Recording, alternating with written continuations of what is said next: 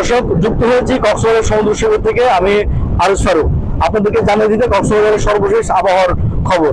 দর্শক, আপনারা ইতিমধ্যে জেনেছেন যে গত কয়েকদিন ধরে কক্সবাজারে টানা বৃষ্টিপাত হচ্ছে এবং এর কারণ হচ্ছে একটি নিম্নচাপ সৃষ্টি হয়েছিল বঙ্গোপসাগরে। আসলে সেই নিম্নচাপটি অতিক্রম করেছে। অতিক্রম করার পরেও কিন্তু তাণ্ডব এখনো থামেনি। কক্সবাজার জেলা জুড়ে আসলে এখন পর্যন্ত বৃষ্টি চলছে এবং গত কাল রাত থেকে আজকে দুপুর পর্যন্ত টানা ভারী বর্ষণ হয়েছে। দুপুর থেকে বিকেল পর্যন্ত অবশ্য এখন বৃষ্টি আসলে নেই, তবে মেঘলা আকাশ বিরাজমান এবং যে কোনো মুহূর্তে আসলে বৃষ্টি আসতে পারে, এমনটি আসলে তথ্য জানিয়েছেন আমাদেরকে আবহাওয়া অফিস থেকে। তো তাছাড়া আসলে এই নিম্নচাপটি আসলে কক্সবাজার অতিক্রম করেছে। অতিক্রম করার পরেও কিন্তু আসলে কক্সবাজারে টানা বৃষ্টি হচ্ছে এবং এছাড়া এখানে ঝড়ো হাওয়া হচ্ছে তাও আসলে বিদ্যমান রয়েছে। এই কক্সবাজার যে ঝড়ো হাওয়াটি বাতাস বইছে, সে বাতাস প্রতি ঘন্টা আসলে 20 থেকে 25 কিলোমিটার আকারে বইছে, যা গঙ্গা বা ঝড়ো হাওয়া আকারে আরো কখনো কখনো 40 বা 50 কিলোমিটার পর্যন্ত পৌঁছেছে। কক্সবাজার সমুদ্রে বন্দরে আসলে কক্সবাজারের সমুদ্রে সৈকত আসলে এখন পর্যন্ত 3 নম্বর সতর্ক সংকেত জারি রাখা হয়েছে। এছাড়া আসলে কক্সবাজারের এই বৃষ্টির কারণে কক্সবাজারের যে নিম্নাঞ্চলগুলো রয়েছে সেই নিম্নাঞ্চলগুলোতে পানিতে প্লাবিত হয়েছে এবং অনেক ঘরে পানিবন্দী হয়ে গেছে বিভিন্ন কক্সবাজারের বিভিন্ন যে নিম্নাঞ্চল রয়েছে সেই নিম্নাঞ্চলের মানুষজন।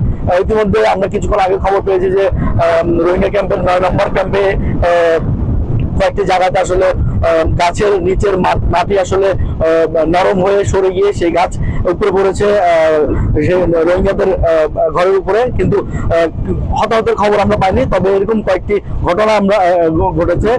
তাছাড়া আপনারা জানেন যে আমরা জানিয়েছি আপনাদের কক্সবাজারে এই ঝড়ের কারণে মশারিতে 2 জন নিহতের ঘটনা ঘটেছে। তাছাড়া আমরা আসলে এখানে সমুদ্র সৈকতে আমরা গতকালকে থেকে আমরা লক্ষ্য করছি সমুদ্র সৈকতে যে পর্যটকরা আসলে এখানে রয়েছে তারা আসলে উৎসুক দর্শক হিসেবে তারা আসলে পর্যটকে এসে সমুদ্র সৈকতে আসলে তারা এখানে বিরাজ করছে। এছাড়াও আসলে কক্সবাজারে যে সমিতিপাড়া থেকে শুরু করে এবং কলাদ্বীপ যে নিম্নাঞ্চলগুলো রয়েছে সেখানে আসলে বিভিন্ন ঘরে আসলে পানি ঢুকেছে এবং তাছাড়া শহরের বিভিন্ন সড়কে আসলে পানিতে তলিয়ে গেছে, এমনটি আমরা দেখতে পেরেছি। তাছাড়া আসলে আগামী আরো 2 দিন এমন ভারী বর্ষা এবং টানা বৃষ্টি হবে বলে আমাদের আবহাওয়া অধিদপ্তর জানিয়েছে।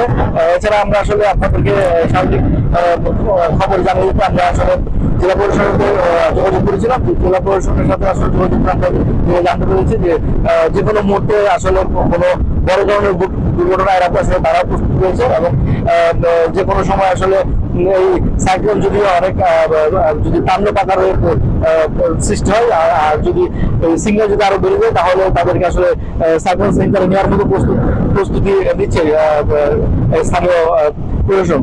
দর্শক, আমি যুক্ত ছিলাম সমুদ্র সৈকত থেকে, আপনাদেরকে ঘূর্ণিঝড় শক্তির আপডেট জানাচ্ছিলাম। আগামীতে আমরা জানিয়ে দেবো, সে পর্যন্ত আমাদের কার্যক্রমের সঙ্গে থাকুন।